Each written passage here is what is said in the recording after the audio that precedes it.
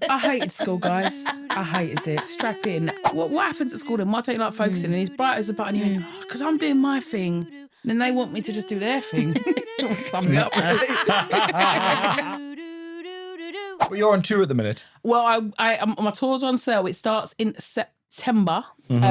So yeah, very exciting. Where you going everywhere? I'm going everywhere. Going Ireland, Belfast, and then the rest is UK. I'm doing the Apollo. You just done the Apollo. Nice. I was on the Apollo, yes. Was it? Yeah, fuck, I just did it on Saturday. Yeah, I see. It's a dream. It is. That's the second time I've done it. Oh God, we mentioned COVID again. I'm so sorry, but the first time I did it, it was straight after COVID. Like it was the first gig back after COVID was Apollo. So I really took it in on Saturday night, and it was sensational. It's so intimate. You've done live at the Apollo? Yes, I've done it once. Yeah. And you think that's going to be overwhelming, but it's so well designed. Yeah. It feels like it's just well proportioned. There's a reason they do it at the Apollo. Yeah. It's one of the best stand-up rooms in the country. 100% agree. And what's so, it's a bit like a giant comedy store. I was saying this to my mate yesterday. 100%. Like, comedy store is one of the hardest gigs to get in with, and it's the easiest gig in London. But it's the hardest to get in. Okay. Did you've obviously played? I'll do the weekends, yeah. Yeah, so I never got to do the weekends because you go and, I don't know if I told you this, Rosie. I don't know. So you go down to do the store, right? And you do your open spot. And I'm driving down from Manchester and I'm doing the late show on a Friday. So I'm there at 11:30 at night.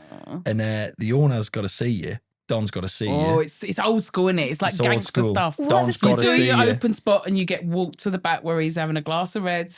Yeah. And you got to sit Really? down. And he'll tell you whether he's going to book you or not.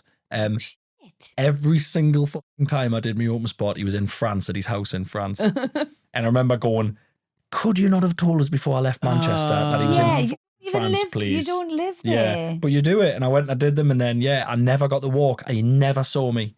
He never ever saw me. Oh, to be honest, it was the Simons that dealt with me. So I did the King Gong, did my 5, did my 10. And I always remember like doing my 5 and Justin Morehouse was hosting. And Yes, he just went love to me, Justin. Oh, I love him so much. And I know I just did all right. Yeah. I was so excited to be in the green room. I do have a phrase for it when you go, when you leave it all in the green room. Because Yes. you're just so excited to be talking to Charlie Baker and Justin Morehouse. Yeah. I remember it was like Marcus Briggs. I don't remember who it was, but I was with the big boys. Yes. And Justin was watching a United game on his phone, and I walked out and he could see in my face, he went, that was all right. And it was just all right, but it was just all right. And I knew it was just all right. But my 10 I killed. Baker was hosting then, and I killed my 10. And then, and some people, it still has the magic for me. I love the weekends there. I love a weekend at the store. That's good. What we made didn't you get do that it? much. What made you, like, what? Yeah. I always wanted to do it. Right. I'm from a funny family. Sometimes when you're on the circuit with people talking about people that aren't very good at it, you go, are you even from a funny family? My whole... What a fucking diss that is. Do- What a diss. Yeah. Sorry, are you even from... What a heckle that would be. Imagine that. Yeah. Sorry, are you even from a funny family? Sorry, is your mum and dad even good at telling stories? Oh, Jesus Christ. This is Are you tragic. allowed to talk unless there's a punchline at dinner? But all my siblings are funny. Everyone's funny. So it was just... it's only when you get older you realise not everyone's like that. Like, you don't know how, Some people TV are so shows fucking dull. there you go. Dull. To Sum the it up, point, Rosie. no, it's only being a grown-up that I'm around other grown-ups and who aren't my friends or whatever, and I'm like, Jesus Christ, some people I'm used to just my friends and my family are all really funny. Yeah. And I'm used to just going, and I'm like, I'm going to see these tonight. I'll have such a laugh. Yeah, and you know you will. But some people don't ever laugh. I know. I genuinely think some people don't have laughter in their lives. And we're starting to GoFundMe for those people. They need a GoFundMe. But you go, like, you're on the school run or you're at a party and you get caught with someone and they're just talking about the kitchen extension and you think, I couldn't give a flying fuck. And it's not funny. There's not nothing funny about it. Yeah, tell me. This story has to end with you shitting yourself. You're losing me here. You're fucking losing me here. But I really like sort of like tragedy as well. Oh, yeah. Like the fact that you literally came in and joked about your cancer within the first 5 minutes. I was like, I love her. I know. But that's what I need in my life. Yeah, you do need that. You do need that. People that just tell, when they just cut through it and you're just like, yeah, and that was it. Nothing. I always say it's like an East London thing, but then I don't think it is. I think it's a Geordie thing. It's a South. It's a regional thing. It's working class. There you go. Yeah. People where there's no bottom line. I think if a tape recorder was left in a green room, everyone would get cancelled because There's no bottom line. You want to say the worst, funniest, darkest fucking shit. Oh, comedians are, the real comedy that you could never show on podcasts or on telly is comedians in green rooms. Horrible. Because we just want to top each other up and then it just gets so awful and silly. But yeah, so back to me. I always wanted to do it, and then I only admitted to my husband that that's what I wanted to do when I was teaching. And he started telling people, "Oh, Laura's a teacher and a comedian." So he just said it. And then he bought me a day's writing course as a wedding gift with Logan Murray. And it was the best day of my life. It was other comedians and it was just this really great thing. How supportive. I love that. Oh, I love him. Yeah. Oh, that is so... What a dude. What a dude. So nice. Mate. We back each other. What's his name? Alistair James Smith. Oh, Alistair James Smith. Alistair. Really he's sweet. a good egg. He's like the sort of... I keep saying, our marriage, I'm the batter. He's the fielder. Do you know what I mean? I'm like, so I think I've given him us together. I've given a little bit of like, fucking go on, son. You know what I mean? And like he gigs and he's like been pushed forward, but I think he's given me that sort of safe foundation. He's just a safe pair of hands. Nice. You know, with that kind of good vibes. Yeah. So then when I was going back to work after my third child, so Alfred, who's nearly 8 on April Fool's Day, he was 1 year old, this is going back nearly 7 years, and I signed up to a full writing course because I thought if I go back to work, it's like when you've got a full-time job, you would never do it. You can't think, you can't answer sometimes a text. you have to close a door to be able to open another one. With a safety net as well. Yeah, that was it. it. Stop the thing to be able to do the next thing. Yeah. So that was it. So I and I think I'd heard that Ricky Gervais started at 37. So I was 37. So I thought that's the oldest. You know, when you see these people that are like, they're 15 tennis world champion, you're like, oh God, I should have started something when I was 4. But I think 37 sounded like the oldest age I'd heard someone starting something. And I thought that was my sort of going to go for it. So 37. And then I got to the end of that course. They filmed our showcase and I entered that tape to the Funny Women. 5 months later, I won it. Amazing. Amazing. So that was that. And then it's all been good. And then even when 2021, I went back to school, but it was that same thing. We were having like a conversation about, I think we were having some training about how to use Active Inspire software to teach and any kids isolating. And everyone was asking really earnest questions. And when you have to just admit, whatever happens in comedy, I'm done with this. I'm not here. I'm not here. So, and it's something as well, like as teaching is something you can't dial in really, I suppose. Do you know what I mean? You've got to be...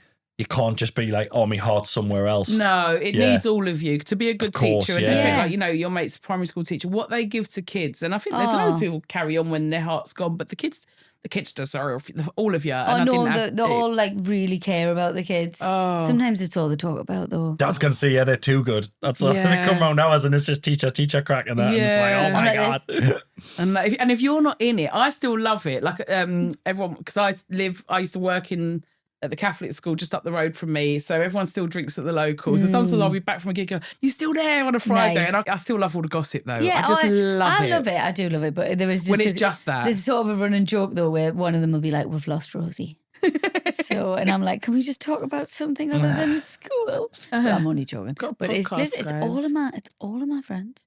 All of them are teachers. It's mad. It's mad. Well, you come. Secondary school, so up to A level, so yeah. Nice. Yeah. Did any kids ever come and see any of your gigs? They have, yeah. No way. A couple have, and it's quite cute. And they have. My naughty one, she's in her 20s now, but she was just one that she was just naughty, but she's so lovely. I really look out for her. She's so sweet. And my favourite thing I ever said to her, because we should always get relocated, and she reminded me when she came to my gig, I've told this story before, but it's big me up, innit? But she said, Miss, she gave me the best advice, because she'd always get relocated, and me and my mate Keith, who was also ahead of year, because we were ahead of year, said sit in the office, and I just said, Tyne, you're never going to be a good kid. I said, you're just going to be a great adult, so just don't worry about all this. And she said that kept her going, because she was just a dyslexic lady, and she didn't care. Just couldn't. Graffiti everywhere. But school ain't for... Some kids are not made for school. No, my boy's honestly, not. Is he not? No. Some kids just do not... Doesn't work for them. It doesn't mean that they're not going to be successful in whatever they do. Well, this is it. And I think that I left school... I was bright, but I kind of just left school feeling... I don't know, like I didn't want to... I said to my boy Alfred, I said to him, why, what happens at school then? Why don't you like focusing? And he's bright as a button. He went, because I'm doing my thing Then they want me to just do their thing. Sums it up. Now there's an Ed Psych involved. He's going to go far. He's going to go far. That's what our eldest would say. Robin That's what my Robin would that. say. See, I'm just doing my thing, and they want us to do this other thing, and I'm just like, what? I don't want to do it. And he's got a right mop of hair. And I was like, come on now, if hilarious. you've got to get your hair cut. He went, no, because sort of just hide behind it. Oh, bless him. But now he started karate, and he's just like, he can follow sensei for an hour, and we can't believe it because he can't. It's because he wants what he wants to do. He loves it. I loved school, you see. You hated it, didn't you? But I hated it. It's fucking like just long. The days just long. The less I'm just so bored. Just sitting there, so bored. I couldn't focus. Oh God, it was awesome. What made you want to be a teacher then? If you couldn't because focus at school? I love books. I loved books, and I see that in my kids. Like I loved reading, and it was just such an escape. So that was almost my safe place. And then I left school. I did go to. I keep staring off like I'm thinking. I went to. I thought you were looking on the camera. Oh yeah. I hated school, guys. I hated it. Strap in. I hated school. Went to uni. I didn't write my A-levels. Hated that. Yeah. Then had a baby. So my eldest, when I was 20, just left. Met some div and had a baby. And then I was sort of just in like temporary accommodation. I was just with all the mums that had all the girls that had babies after school, like in Stratford, East London. It was like, in the mother and baby unit, and they're like, you know what I mean? It's so funny. And that's so funny. I bumped into one of my my A-level English teacher, Miss Moore, my best English teacher. And I bumped into her in the leisure centre, and she went, oh, what are you up to? I said, oh, I just had a baby and all this. And she went, no, like, what you up to? I said, oh, bums, tums and fights. And she's like, no, what are you up to? I was like, oh, I don't know. I'm not doing anything. I'm a single mum. I'm like, da-da-da. She went, you should be doing an English degree. Why didn't you do an English degree? And I was like, oh, I don't know, And then my housing officer at the time helped me sort of work out how I could do the English degree and still like not affect my benefits and all that too much. So I did it part-time. Wow. And because I was on the housing list. So I was like, we were just moving about loads of times, me and my little one. So, and I loved it. And then I loved it so much and I felt really confident. It was the first education experience where I was like, oh my God, I love this. I can really dig deep here. But it's because it's something that you wanted to do. Yeah. And I think sometimes when you're older, you're a bit like, oh, I could concentrate on this now because I actually want to do it. It took me to my sort of mid-20s. So my little one was about 3, 4. Oh, so good. It was great. And then I did a placement in a school for a couple of weeks and I just was like, oh, I love this. I just loved being in the classroom. And I think I just loved the naughty kids. I just got them a little bit more. And I think that's what gave me the basis for stand-up as well, because I don't think I ever had the ego as a teacher to sort of be like, I'm the teacher, you must listen to me. I was like, well, I wouldn't want to listen to you. I would make it interesting, Kids need teachers like that as well. I was, like you think like Michelle Pfeiffer, Dangerous Minds, Hey Kids. Is that what it was? Yeah, I'm not a regular teacher. No, I weren't like that. But I always say, I'm not your teacher, I'm your friend. Yeah. Just sit on the desk with your leg up. Yeah, I'm your mate. Yeah, I mean, some people say Jane Austen ain't bare nang, but she is, yeah? No, I went like that. I always say my stand-up style is a little bit roll up, like I'm going to make you love it. And I think that I got that from teaching. Like, what, you listening? You're going to love it? So that was the vibe. I think that's class. I love it. I love roll up. That's a great stand-up style. Do you know what I mean, I would classify mine probably as roll up as well. Yeah, I would say you're the same. You Go grab them by the scruff of the neck and take them on that journey. I'm not coming out and scratching my head, looking at the floor and telling you my thoughts. I'm throwing it in your fucking face. Yeah. Because Carl's not super roll up. He's really like, he's a lovely centre of gravity. He tells these lovely stories and he's got everyone hanging on his every words. And I love it when I see stand-ups like that. I used to love it when I could see teachers like that. They go, okay, girls, my friend Claudia, what we're going to do, we're going to turn to page 5. And then these girls, like, probably like East London naughty girls would be hanging on her every word. Really? How'd you do that? And I see stand-ups like that, I think, barely doing anything. You bring them in. I'm not. No, I'm... Roll up. Yeah, the sound guy's turning my mic down because I'm shouting. I don't need the mic. I'm shouting. Yeah. Another thing. And you get worse if you think you're having a bad gig, you'll just shout at them more. Oh, just shout more. That's honest. The shouting's not working because the shouting's not loud enough. Let's do some more shouting. It's not material, it's the volume. You're not laughing. You mustn't be able to hear me.